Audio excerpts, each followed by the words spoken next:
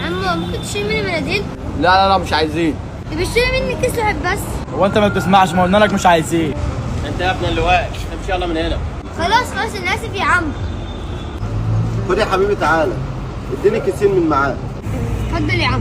كده حسابك كام يا حبيبي؟ كده خلي له 5 جنيه. خد دي وخلي الباقي عشان. شكرا.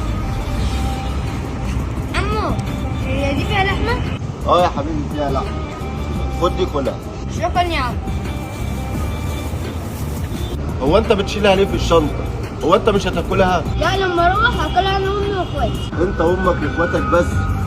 امال ابوك فين؟ ابويا ساب البيت من زمان واحنا من ساعتها مش عارفين عنه اي حاجه.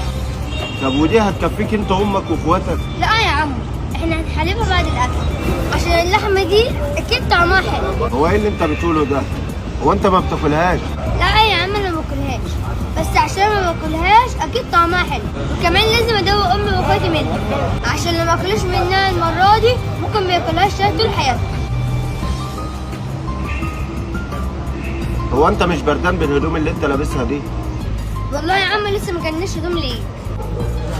ليه هو انتوا ما بتجيبوش هدوم غير يوم العيد؟ طب مين اللي بيجيبها لكم؟ بص يا عم لما الناس تجيب هدوم جديده تدينا الهدوم القديمه بتاعتهم. طب انا هعمل معاك حاجه حلوه وهجيب لك الهدوم الجديده النهارده انت واخواتك، بس اقعد هنا هروح اعمل حاجه وهاجي لك على طول. واقعد كل الحواوشي ده وخد الجاكيت ده البسه.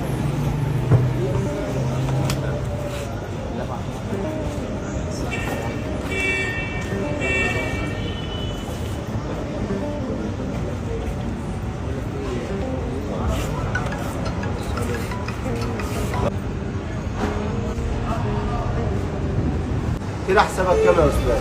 حساب الاكل وصل ازاي يا استاذ؟ مين اللي دفع حساب الاكل؟ انا اللي دفعت، وعلى فكره انا شفت كل حاجه اللي انت عملتها مع الولد الصغير وانا حبيت اشارك معاك. معلش يا استاذ حقك عليا، بس انا عايز ادفع حساب